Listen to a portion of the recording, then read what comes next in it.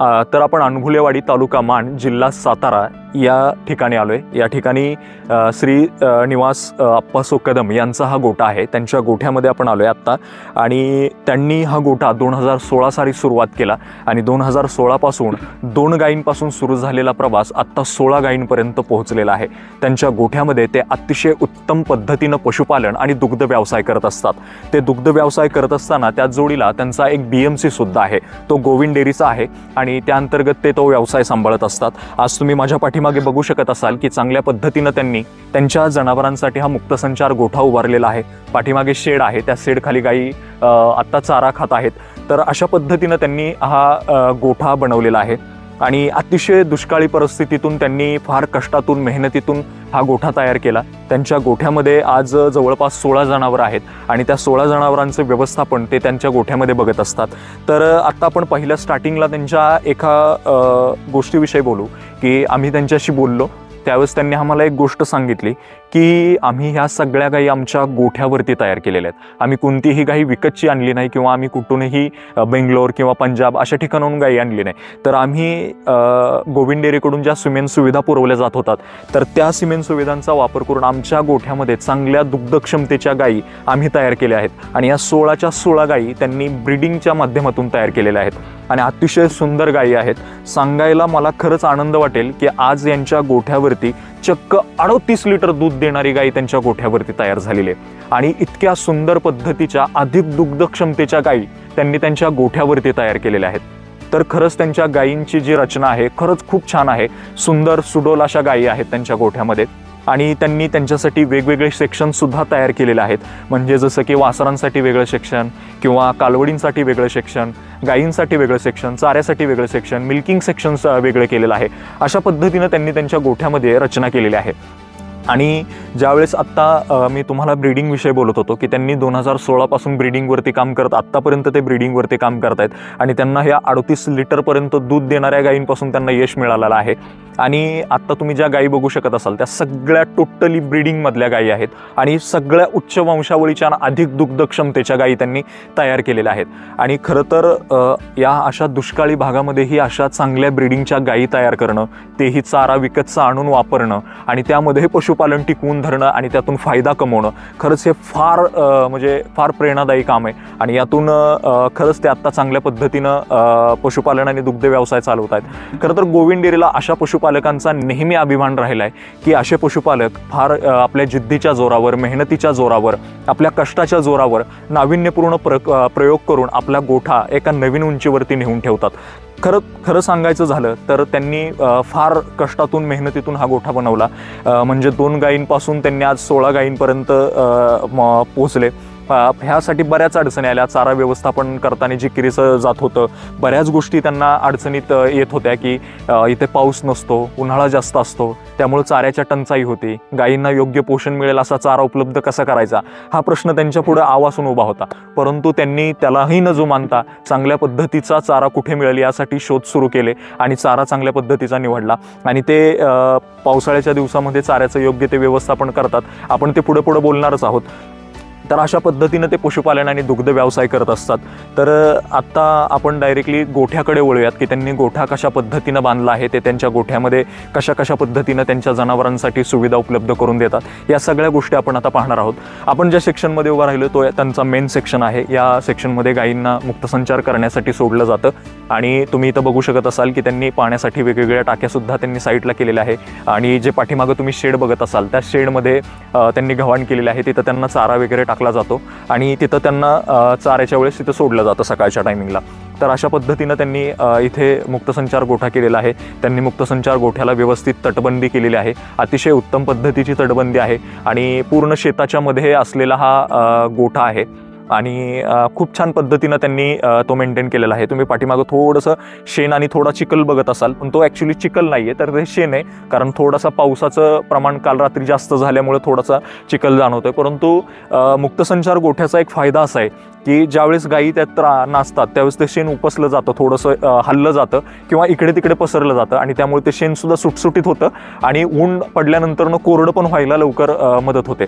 तर अशा पद्धतीने याच्यामध्ये तुम्हाला दिसू शकत असेल आणि ह्या शेण चांगलं कुजलेलं शेण तर आपल्याला माहितीच आहे की किती फायदा होतो. आपण पाठीमागच्या एका व्हिडिओमध्ये बघितलं आहे की कुजलेल्या शेणापासून आपण काय काय करू शकतो. तर अशा पद्धतीनं त्यांनी हे केलेलं आहे आणि त्यांनी एका साईडला थोडासा शेणाचा ढिगारा पण ओढून ठेवलेला आहे, जेणेकरून थोडी जागा अजून कोरडी व्हावी आणि पशूंना काही त्रास होऊ नये यासाठी.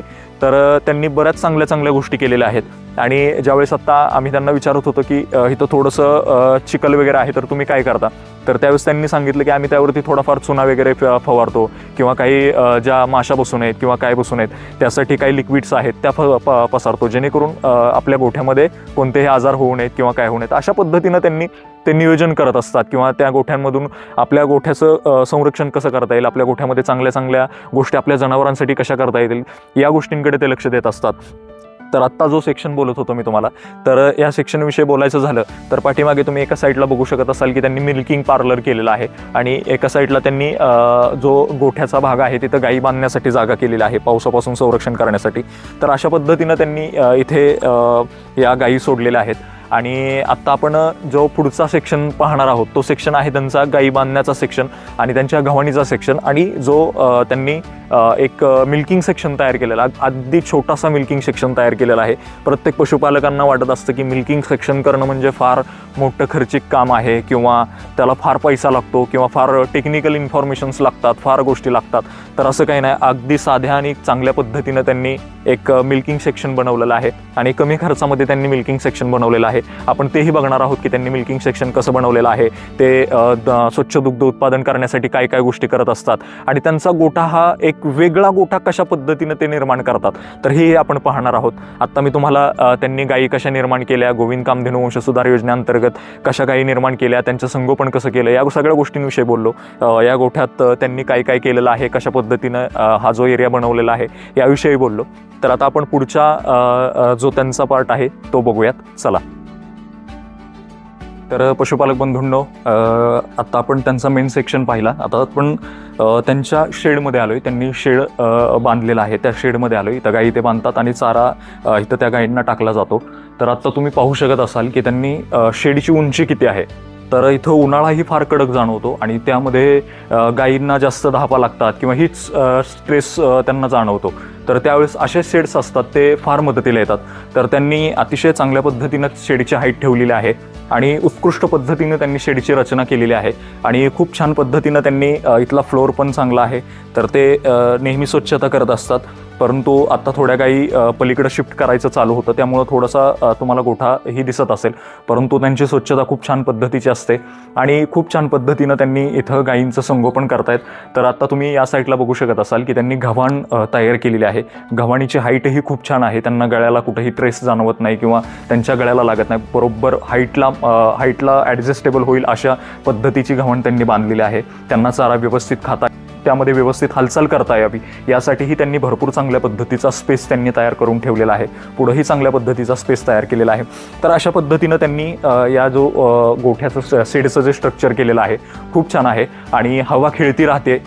जसं की पाठीमागच्या साईडला किंवा कडेच्या साईडला तुम्ही जर बघू शकत असाल तर शेत आहे आणि त्यातून चांगली हवा पास होते. त्यामुळे गोठ्यातलं जे वातावरण आहे तेही खेळतं राहते आणि हवा पास झाल्यामुळे गोठ्यामध्ये कुठेही दुर्गंधी येत नाही किंवा काही येत नाही. तर अशा पद्धतीचा वापर त्यांनी करून घेतलेला आहे आणि खूप छान पद्धतीनं त्यांनी हे केलेलं आहे. आत्ता थोडंसं स्ट्रक्चरमध्ये त्यांनी गोठा तयार करायचं चालू आहे, अजूनही त्यामध्ये काही काय बदल करता येते.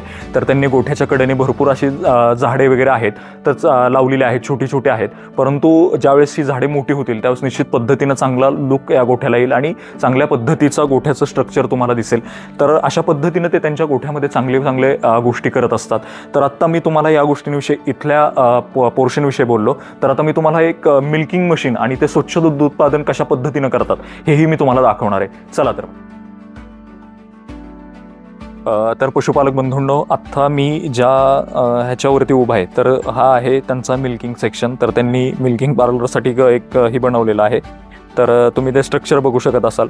तर गायी इथून वरती येतात आणि इथं त्यांच्या धारा काढल्या जातात. तर असे 2 गायी एका वेळेस धारेला येतात आणि त्यांनी मिल्किंग मशीनही तुम्ही पाहू शकत असाल की त्यांनी मिल्किंग मशीन तिथे हँग केलेली आहे आणि इथं ती डिपिंगची बॉटल देखील इथं त्यांनी ठेवलेली आहे. तर खरंच खूप छान पद्धतीनं त्यांनी अगदी कमी ह्याच्यामध्ये फार छान पद्धतीनं मिल्किंगचं सेक्शन बनवलेलं आहे. 2 गायी एका वेळेस इथे धारायला येतात आणि खूप छान पद्धतीचं त्यांनी इथे स्ट्रक्चर बनवलेलं आहे. आणि ज्यावेळेस इथं गायी येतात त्यावेळेस धार झाल्यानंतर त्यांना डीप कपचा वापर केला जातो. त्यांच्या जे सड असतात त्यांची व्यवस्थित स्वच्छता केली जाते. आता तुम्ही बघू शकत असाल, मी तुम्हाला एक मगाशी सांगितलं की त्यांच्या गोठ्यामध्ये स्वच्छतेला फार लक्ष दिलं जातं, कारण त्यांचा जो BMC आहे त्यावरतीही खूप छान पद्धतीच्या स्वच्छता असतात त्यांच्या, आणि खूप छान पद्धतीनं त्यांनी स्वच्छता मेंटेन केलेली आहे. तर तुम्ही बघू शकत असाल की त्याच्या पाईपही खूप छान आहेत आणि एकदम स्वच्छ आहेत. तर ते रोजच्या रोज मिल्किंग मशीनची स्वच्छता करत असतात आणि स्वच्छ दुग्ध उत्पादन करण्यासाठी काय काय गोष्टी करता येतील या गोष्टींकडे ते लक्ष देत असतात.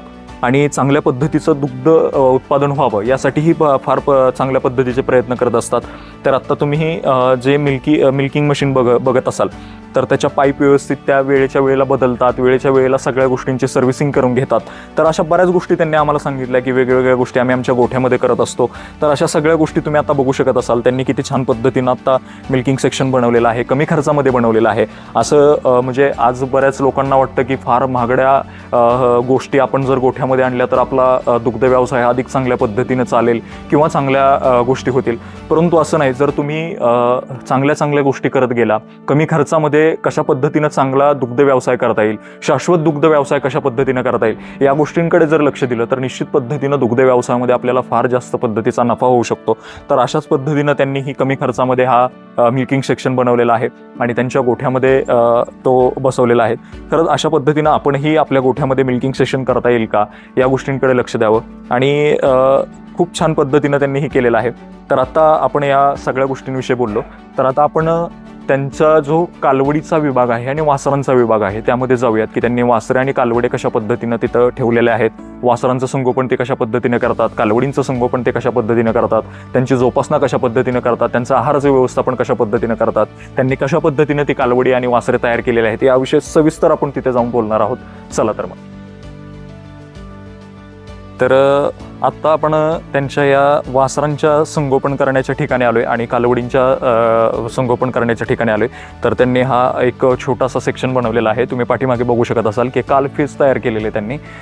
इथं ते काही वासरे जे 3 महिन्यापर्यंतची वासरं आहेत तर त्यांना या सेक्शनमध्ये त्यांना ठेवतात आणि त्यांचं संगोपन करत असतात. तुम्ही पाठीमागे बघू शकत असाल की छान छान वासरं त्यांनी इथं ही केलेली आहेत. त्यांना खाद्य ठेवण्यासाठी व्यवस्थित एक गव्हाण तयार केलेलं आहे. पलीकडच्या साईडलाही एक अशी छोटीशी गव्हाण केलेली आहे.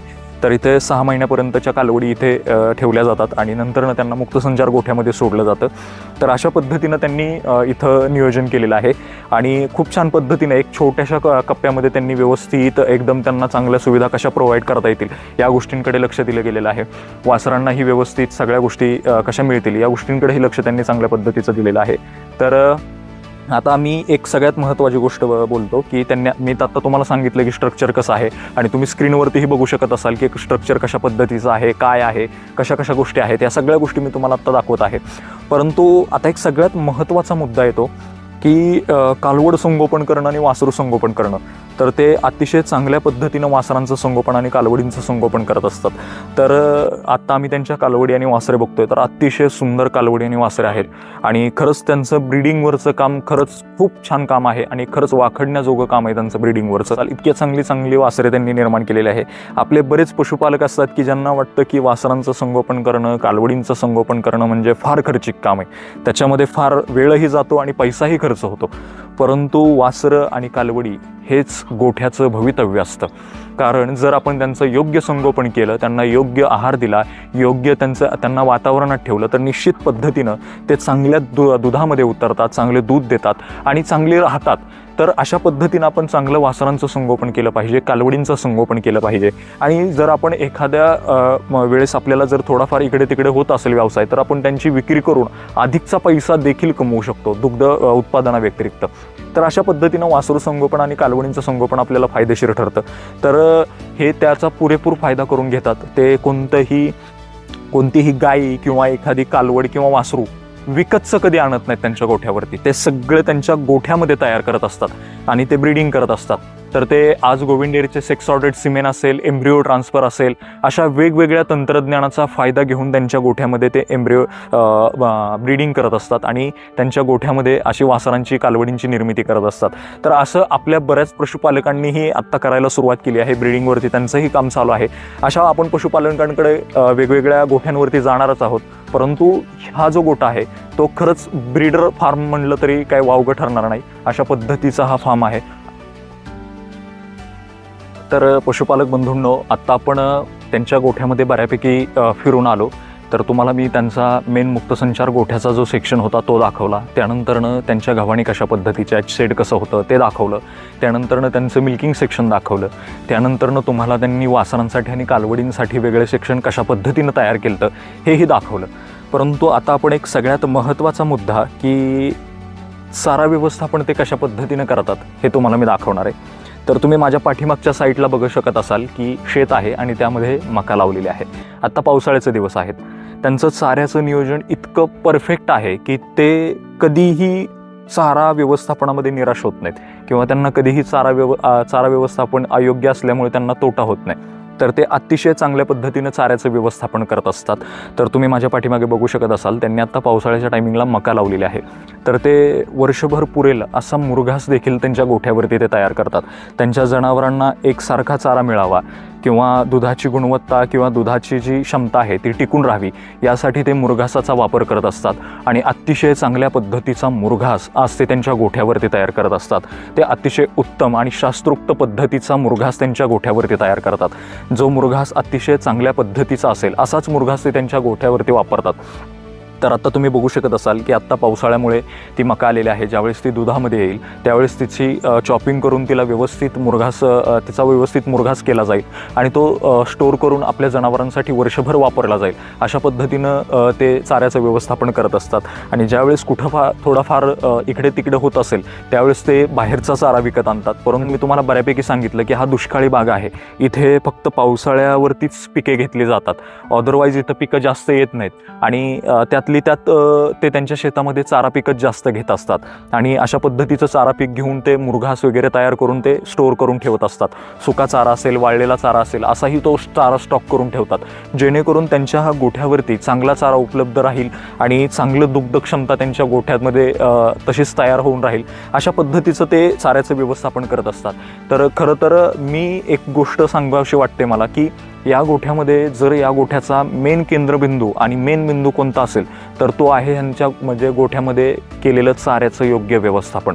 चारा व्यवस्थापन इतकं स्ट्रॉंग आहे यांचं की चांगल्या पद्धतीनं कधीही चारा कमी पडत नाही किंवा चाऱ्यांचा तुटवडा जाणवत नाही. कारण हे आधीच चाऱ्याचं व्यवस्थित नियोजन करतात. म्हणजे पावसाळ्यापूर्वीच चाऱ्याचं नियोजन करून ठेवतात, उन्हाळ्यापूर्वीच चाऱ्याचं नियोजन करून ठेवतात.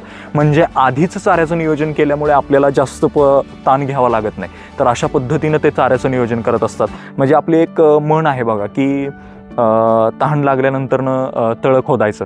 तर ते तसं करत नाहीत. तर ते आधीच नियोजन चाऱ्याचं करत असतात आणि फार चांगलं आणि सटीक नियोजन ते चाऱ्याचं करत असतात आणि उत्तम पद्धतीनं ते चाऱ्याचं नियोजन करतात. आणि तुम्ही माझ्या पाठीमागची जी मका बघताय ते अतिशय उत्कृष्ट पद्धतीने त्यांनी आणलेले आहे आणि मका पण खूप छान आलेली आहे. तर त्यांचा शेतामध्येच गोठा आहे आणि गोठ्याच्या कडेलाच मका आहे. तुम्ही माझ्या पाठीमागे गेट बघू शकत असाल.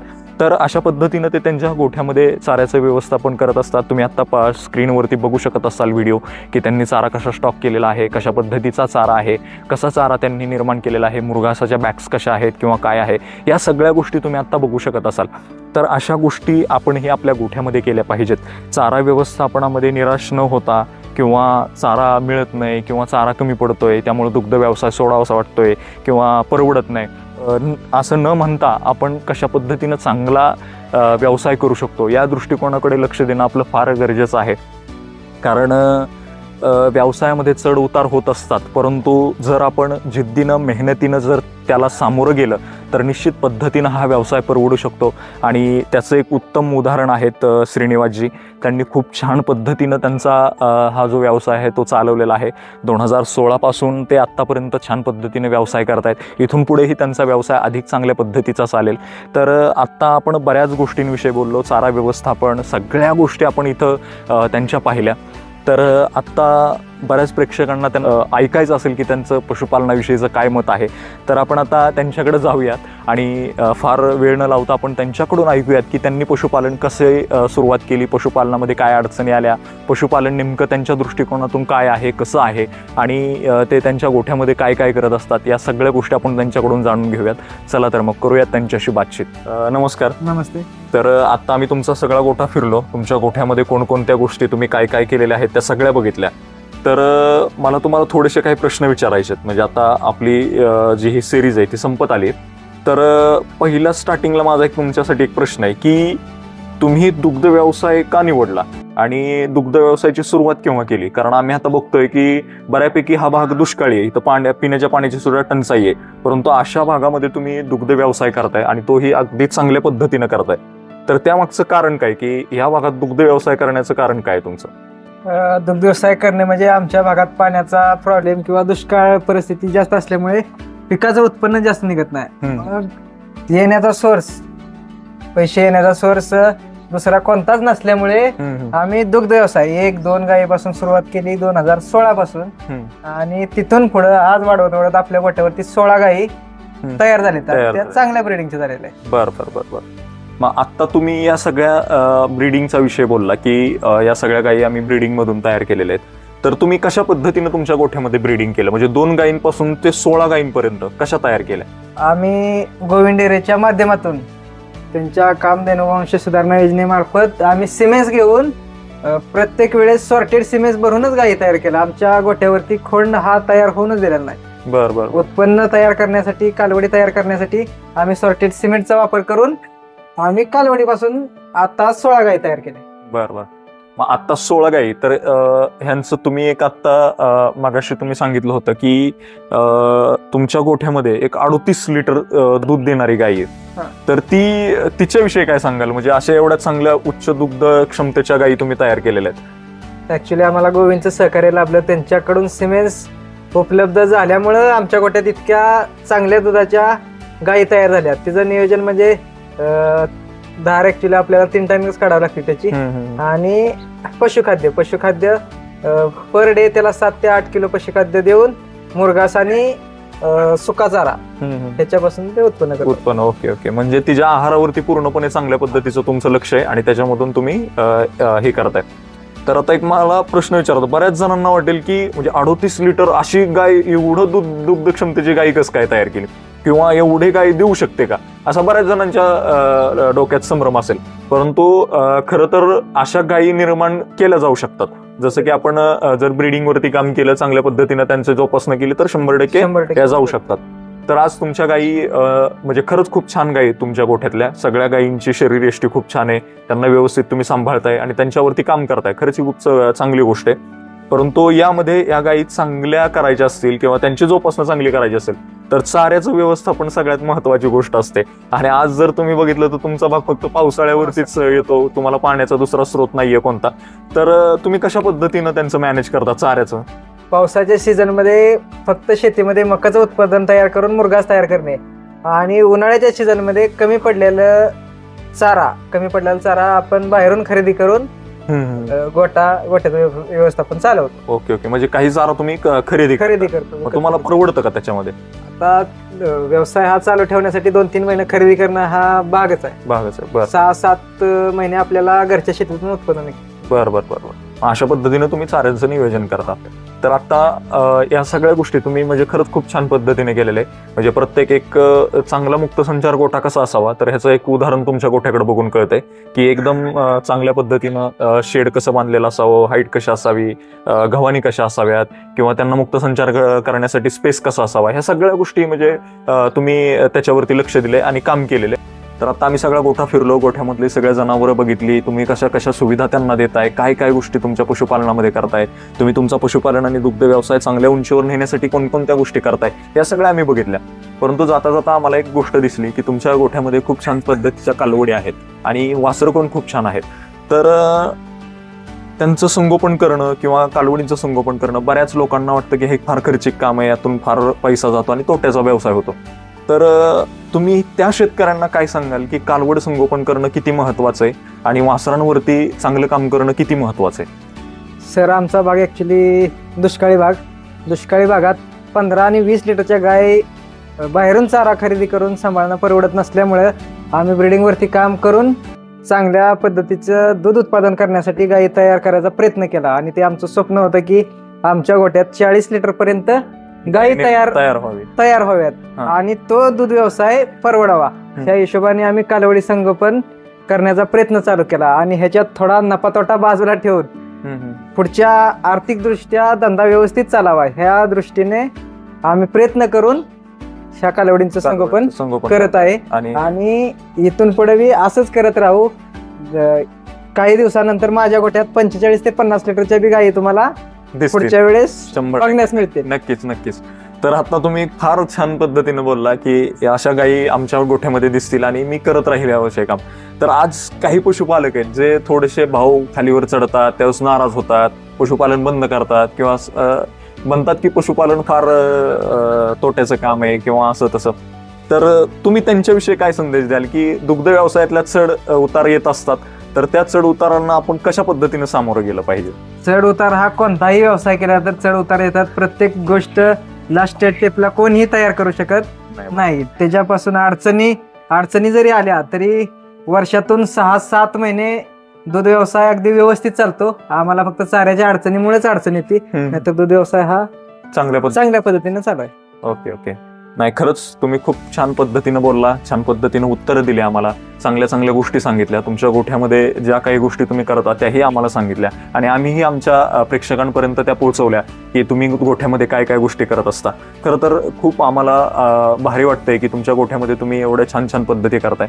अतिशय सुंदर पद्धतीनं मुक्तसंचार गोठा केलाय. थोडासा पाऊस असल्यामुळे थोडंसं इथे थोडं चिकचिक आहे, परंतु खूप छान पद्धतीने तुम्ही तो गोठा मेंटेन ठेवलाय आणि खरंच तुम्ही आम्हाला वेळ दिलात आणि आम्हाला तुमच्या गोठ्यामध्ये फिरायला संधी दिली, त्याबद्दल गोविंदे करून खूप खूप आभार. धन्यवाद. पशुपालक बंधूंनो, त्यांचा गोठा आपण सगळा फिरलो. त्यांच्या गोठ्यामध्ये कोणकोणत्या गोष्टी आहेत, कोणकोणत्या सुविधा ते त्यांच्या जनावरांना देत असतात हे पाहिलं. त्यांच्याशी बातचीत केली की त्यांच्या दृष्टिकोनातून पशुपालन काय आहे, ते पशुपालन कशा पद्धतीनं करतात आणि त्यांचा पशुपालनावरचा आत्तापर्यंतचा अनुभव काय आहे हे आपण पाहिलं. तर अशा पद्धतीनं आपणही आपल्या गोठ्यामध्ये काय काय नाविन्यपूर्ण उपक्रम राबवता येतील का, चांगल्या गोष्टी काय करता येतील का, या गोष्टींकडे लक्ष द्या. आणि आता कार्यक्रम समाप्तीची वेळ आली आहे. मी रोहित आपली इथेच रजा घेतो. भेटूयात पुढच्या प्रगतशील मुक्तसंचार गोठ्याच्या भेटीमध्ये. तोपर्यंत धन्यवाद.